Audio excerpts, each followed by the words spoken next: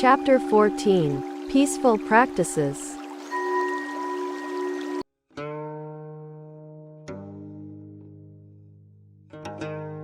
At that time Manjushri, Dharma Prince, Bodhisattva and Mahasattva, said to the Buddha, "World-honored one, these bodhisattvas undertake something that is very difficult.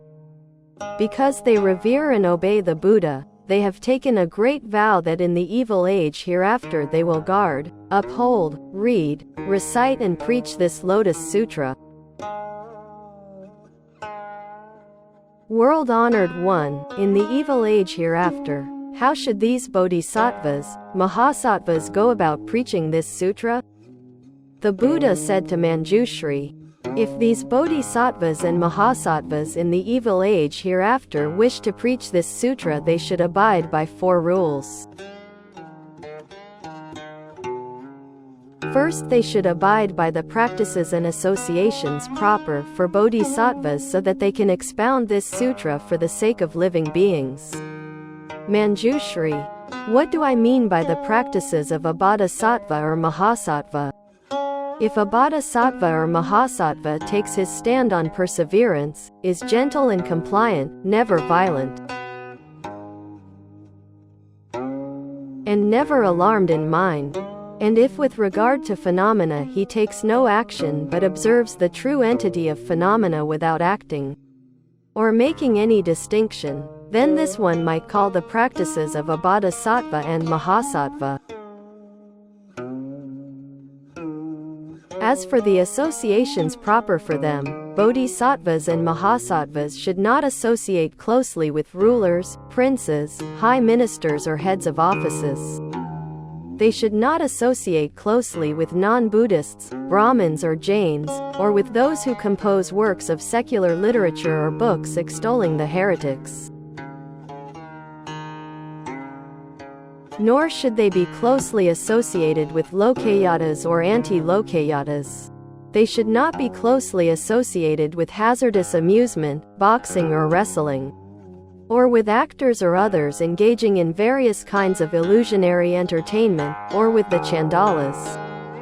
Persons engaged in raising pigs, sheep, chickens or dogs, are those who engage in hunting or fishing or other evil activities. If such persons at times come to one, then one may preach the law for them, but one should expect nothing from it. Again, one should not associate with monks, nuns, laymen or laywomen who seek to become voice-hearers, nor should one question or visit them. One should not stay with them in the same room, or in the place where one exercises, or in the lecture hall. One should not join them in their activities. If at times they come to one should preach the law in accordance with what is appropriate, but should expect nothing from it. Manjushri, the bodhisattva or mahasattva should not, when preaching the law to women, do so in a manner that could arouse thoughts of desire in them. Nor should he delight in seeing them. If he enters the house of another person, he should not engage in talk with the young girls, unmarried women or widows. Nor should he go near the 5 types of unmanly men or have any close dealings with them. 5. He should not enter another person's house alone. If for some reason it is imperative to enter alone, he should concentrate his full mind on thoughts of the Buddha. If he should preach the law for a woman, he should not bare his teeth in laughter or let his chest become exposed. He should not have any intimate dealings with her even for the sake of the law, much less for any other purpose. He should not delight in nurturing underage disciples, shramanaras or children, and should not delight in sharing the same teacher with them. Should constantly take pleasure in sitting in meditation, being in quiet surroundings and learning to still his mind. Manjushri, these are what I call the things he should first of all associate himself with. Next, the Bodhisattva or Mahasattva should view all phenomena as empty, that being their true entity. They do not turn upside down, do not move, do not regress, do not revolve. They are like empty space, without innate nature, beyond the reach of all words. They are not born, do not emerge, do not arise. They are without name, without form, without true being. They are without volume, without limits, without hindrance, without barriers. It is only through causes and conditions that they exist, and come to be taken upside down, to be born. Therefore I say that one should constantly delight in viewing the form of phenomena as this. This is what I call the second thing that the Bodhisattva or Mahasattva should associate himself with. At that time the world-honored one, wishing to state his meaning once more, spoke in verse form, saying, "If there are bodhisattvas who in the evil age hereafter wish, with fearless hearts to preach this sutra, these are the places they should enter and the persons they should closely associate with. At all times shun rulers and the princes of kingdoms, high ministers, heads of offices, those engaged in hazardous amusements as well as chandalas, non-Buddhists and Brahmins. One should not associate with persons of overbearing arrogance or those who stubbornly adhere to the lesser vehicle and are learned in its three storehouses. Monks who violate the precepts, arhats who are so in name only, nuns who are fond of jesting and laughter, or women lay believers who are profoundly attached to the five desires or who seek immediate entry into extinction. All these one should not associate with. If there are persons who come with good hearts to the place of the Bodhisattva in order to hear the Buddha way, then the Bodhisattva with a fearless heart, but without harboring expectations, should preach the law for them. But widows and unmarried women and the different kinds of unmanly men, all these he should not associate with or treat with intimacy. Also he must not associate with slaughterers or flesh carvers, those who hunt animals or catch fish, or kill to do harm for profit, those who peddle meat for a living or display women and sell their favors. All persons such as this one should never associate with. Those engaged in hazardous sports, wrestling, or other kinds of amusements, women of lascivious nature. Never associate with any of these. Never go alone into an enclosed place to preach the law to a woman. When you preach the law, let there be no jesting or laughter. When you enter a village to beg for food, take another monk with you. If there is no other monk around, with a single mind concentrate on the Buddha. These are what I call proper practices and associations. By being careful about these two, one can preach in a peaceful manner. One should not speak in terms of superior medial or inferior doctrines, of doctrines of the conditioned or unconditioned, or the real or the not real. Again, one should not make distinctions by saying, "This is a man, this is a woman." Do not try to apprehend phenomena, to understand or to see them. These are what I call the practices of the Bodhisattva. All phenomena are empty, without being, without any constant abiding, without arising or extinction. This I call the position the wise person associates himself with. From upside-downness come distinctions, that phenomena exist, do not exist, or are real or not real, are born or not born. Place yourself in quiet surroundings, learn to still your mind, remain tranquil and moving. Like Mount Sumeru, look upon all phenomena as having no existence, like empty space, as without firmness or hardness, not born, not emerging, not moving. and regressing, constantly abiding in a single form. This I call the place to draw near to. If after I have entered extinction, there are monks who take up these practices and these associations, then when they preach this sutra they will be free of quailing and timidity. If a bodhisattva will at times enter a quiet room and with the correct mental attitude will view phenomena according to the doctrine, and then, rising from his meditation, will for the sake of the ruler, the princes, ministers and people, the Brahmins and others, unfold, propagate, expound and preach this sutra. Then his mind will be tranquil, free of quailing and timidity. Manjushri, these I call the first set of rules for the bodhisattva to abide by, to enable him in later ages to preach the Lotus Sutra. Furthermore, Manjushri, after the thus come one has passed into extinction, in the latter day of the law, if one wishes to preach this sutra, you should abide by these peaceful practices. When he opens his mouth to expound or when he reads the sutra, he should not delight in speaking of the faults of other people or scriptures. He should not display contempt for other teachers of the law or speak of other people's tastes or shortcomings. With regard to the voice hearers, he should not refer to them by name and describe their faults, or name them and praise their good points. Also, he should not allow his mind to become filled with resentment or hatred.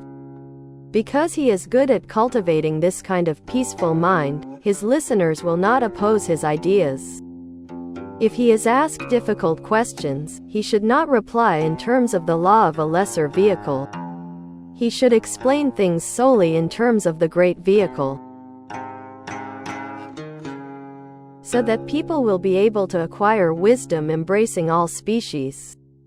At that time the world-honored one, wishing to state his meaning once more, spoke in verse form, saying, "The bodhisattva should at all times delight in preaching the law in a tranquil manner. On pure and clean ground he should spread his sitting mat. Anoint his body with oil, wash away dust and impurities, put on a new clean robe and make himself both inwardly and outwardly pure. Seating himself comfortably in the Dharma seat, he should preach the law in accordance with questions. If there are monks or nuns, men lay believers, women lay believers, rulers and princes, officials, gentlemen and common people, with a mild expression he should preach for them the subtle and wonderful doctrines. If there are difficult questions, he should answer them in accordance with the doctrines, employing causes and conditions, similes and parables to expound and make distinctions. And through these expedient means cause all listeners to aspire to enlightenment, to increase their benefits little by little and enter the Buddha way. He should put aside all ideas of laziness, all thought of negligence or ease, remove himself from cares and worries and with a compassionate mind preach the law. Day and night constantly he should expound the teachings of the unsurpassed way, employing causes and conditions, immeasurable similes and parables to instruct living beings and cause them all to be joyful. Clothing and bedding, food, drink, medicine. With regard to such things, he should have no expectations but with a single mind concentrate upon the reasons for preaching the law, desiring to complete the Buddha way and to cause those in the assembly to do likewise. That will bring great gain to them, an offering of peace. After I have passed into extinction, if there are monks who are able to expound this Lotus Sutra of the wonderful law, their minds will be free of the jealousy and anger, of all worry and hindrance. No one will trouble them, curse or revile them.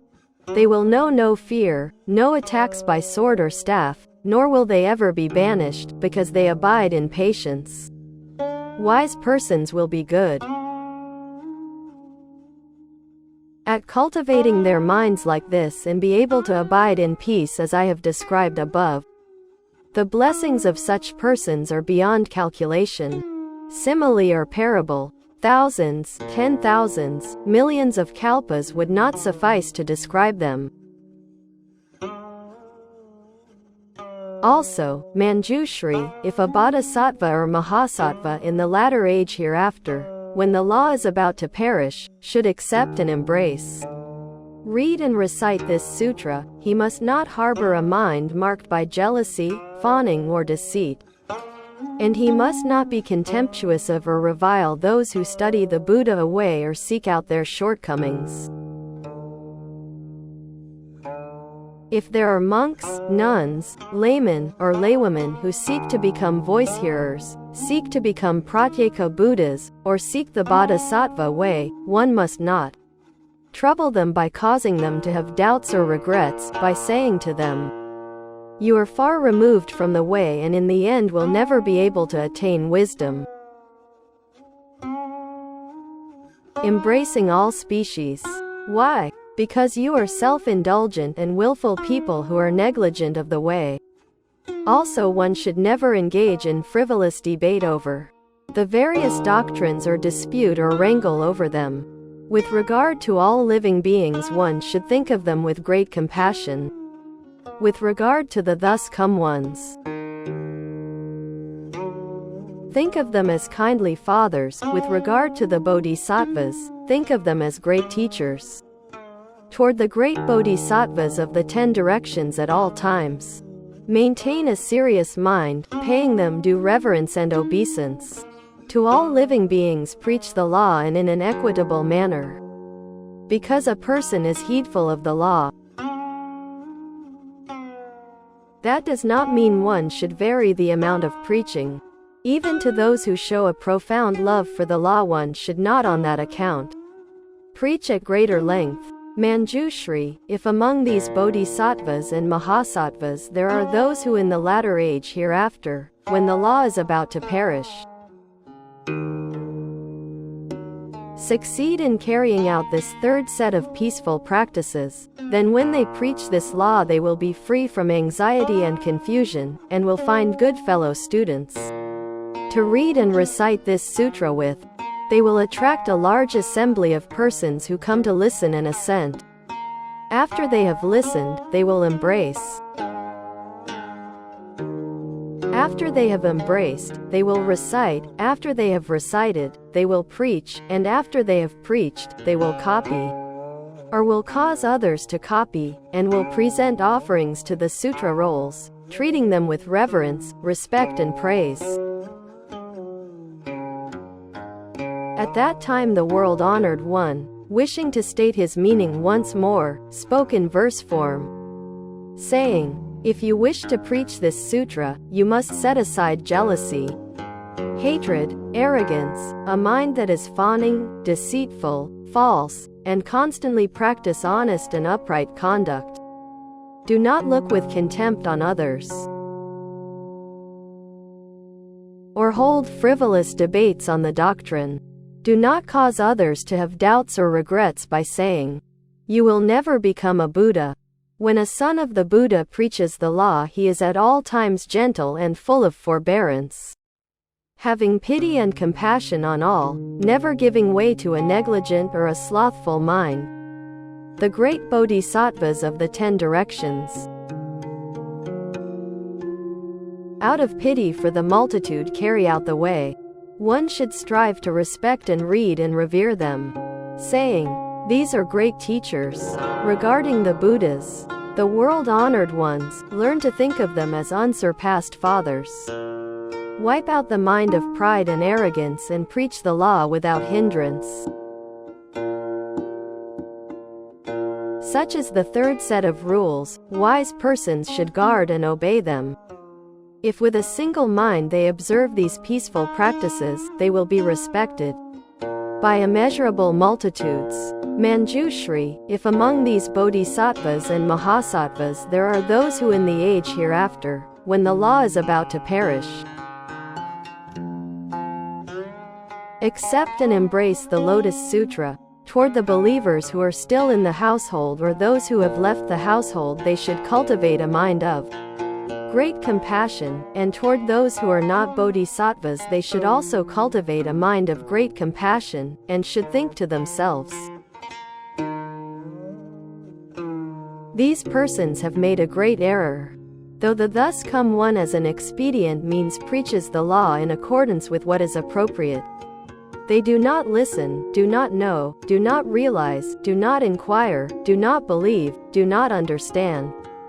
But although these persons do not inquire about, do not believe and do not understand this sutra, when I have attained Anuttara Samyak Sambodhi, wherever I happen to be, I will employ my transcendental powers and the power of wisdom to draw them to me, to cause them to abide in this law. Manjushri, after the thus come one has entered extinction, if among these bodhisattvas and mahasattvas there are those who will succeed in carrying out this fourth set of rules, then when they preach the law they will commit no error. Monks, nuns, laymen, laywomen, and rulers, princes, great ministers, common people, Brahmins and householders will constantly offer them alms, and will revere, respect and praise them. The heavenly beings in the sky, in order to listen to the law, will constantly follow and attend them. If they are in a settlement or town or in a quiet and deserted place or a forest, and people come and want to ask them difficult questions,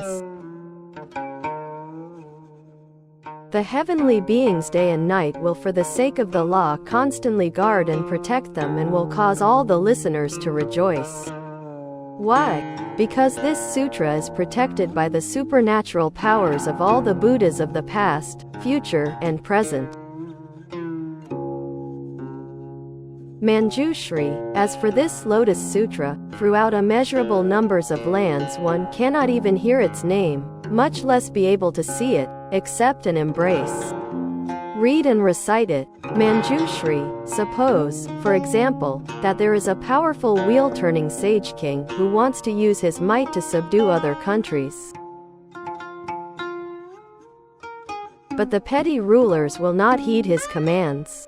At that time the wheel-turning king calls up his various troops and sets out to attack. If the king sees any of his fighting forces who have won distinction in battle, he is greatly delighted and immediately rewards the persons in accordance with their merits, handing out fields, houses, settlements and towns, or robes and personal adornments, or perhaps giving out various precious objects such as gold, silver, lapis lazuli, seashell, agate, coral or amber, or elephants, horses, carriages, men and women servants, and people. Only the bright jewel that is in his topknot he does not give away. Why? Because this one jewel exists only on the top of the king's head, and if he were to give it away, his followers would be certain to express great consternation and alarm. Manjushri, the thus come one, is like this. He uses the power of meditation and wisdom to win Dharma lands and become king of the threefold world. But the devil kings are unwilling to obey and submit. The worthy and sage military leaders of the thus come one engage them in battle, and when any of the Buddha's soldiers achieve distinction, the Buddha is delighted in heart, and in the midst of the four kinds of believers he preaches various sutras, causing their hearts to be joyful. He presents them with meditations, emancipations, roots and powers that are free of outflows, and other treasures of the law. He also presents them with the city of nirvana, telling them that they have attained extinction, guiding their minds and causing them all to rejoice. But he does not preach the Lotus Sutra to them. Manjushri, when the wheel-turning king sees someone among his soldiers who has gained truly great distinction, he is so delighted in heart that he takes the unbelievably fine jewel that has been in his top knot for so long and has never been recklessly given away, and now gives it to this man. And the thus come one does the same. In the threefold world he acts as the great Dharma king. He uses the law to teach and convert all living beings, watches his worthy and sage armies as they battle with the devils of the 5 components, the devils of earthly desires, and the death devil. And when they have won great distinction and merit, wiping out the 3 poisons, emerging from the threefold world, and destroying the nets of the devils, at that time the thus come one is filled with great joy. This Lotus Sutra is capable of causing all living beings to attain comprehensive wisdom. It will face much hostility in the world and be difficult to believe. It has not been practiced before, but now I preach it. Manjushri, this Lotus Sutra is foremost among all that is preached by the thus come one. Among all that is preached it is the most profound. And it is given at the very last, the way that profound ruler did when he took the bright jewel he had guarded for so long and finally gave it away. Manjushri, this Lotus Sutra is the secret storehouse of the Buddhas, the thus come ones. Among the sutras, it holds the highest place. Through the long night I have guarded and protected it and have never recklessly propagated it. But today for the first time I expound it for your sake. At that time the world-honored one, wishing to state his meaning once more, spoken in verse form, saying, "Constantly practice perseverance. Have pity on all beings, and do your best to expound and preach the sutra praised by the Buddha. In the latter age hereafter those who embrace this sutra should, without regard to persons in the household, persons who have left it, or persons who are not bodhisattvas, cultivate pity and compassion, saying, if they do not listen to and do not believe this sutra they will be committing a great error. If I gain the bodhisattva away I will employ expedient means and preach this law for them, causing them to abide in it. Suppose there is a powerful wheel-turning king. His soldiers have won merit in battle, and he rewards them with various articles, elephants, horses, carriages, adornments for their person, fields and houses, settlements and towns, or gives them clothing, various kinds of precious objects, men and women servants, wealth and goods, delightedly bestowing all these. But if there is someone brave and stalwart who can carry out difficult deeds, the king will remove the bright jewel from his top knot and present it to the man. The thus come one is like this. He acts as king of the doctrines, possessing the great power of perseverance and the precious storehouse of wisdom, and with his great pity and compassion, he converts the age in accordance with the law. He sees all persons as they undergo suffering and anxiety, seeking to gain emancipation, battling with the devils. And for the sake of the living beings he preaches various doctrines, employing great expedient means and preaching these sutras. And when he knows that living beings have gained powers through them, then at the very last for their sake he preaches this Lotus Sutra, like the king who unbinds his top knot and gives away his bright jewel. This sutra is to be honored as highest among all sutras. Constantly I guard and protect it, and do not purposely reveal it. But now the time is right for me to preach it to you. After I have entered extinction, if someone seeks the Buddha away and hopes to be able in tranquility to expound this sutra, then he should associate himself closely with the 4 rules described. Anyone who reads this sutra will at all times be free of worry and anxiety. Likewise he will be without illness or pain, his expression fresh and bright. He will not be born in poverty or want, in humble or ugly circumstances. Living beings will delight to see him and look up to him as a worthy sage. The young sons of heavenly beings will wait on him and serve him. Swords and staves will not touch him, and poison will have no power to harm him. If people speak ill and revile him, their mouths will be closed and stopped up. He will stroll about without fear like the Lion King. The brilliance of his wisdom will be like the shining of the sun, even in his dreams. He will see only wonderful things. He will see the thus come ones seated in their lion seats, surrounded by multitudes of monks and preaching the law. And he will see dragons, spirits, asuras and others, numerous as Ganges sands, reverently pressing their palms together. He will see himself there, and will preach the law for them. Again he will see Buddhas, their bodies marked by a golden hue, emitting immeasurable rays, that light up all things. Employing Brahma sounds to expound the doctrines. For the four kinds of believers the Buddha will preach the unsurpassed law, and he will see himself among them. Pressing his palms together and praising the Buddha, he will hear the law and delight and will offer alms. He will obtain dharanis and proof of the wisdom without regression.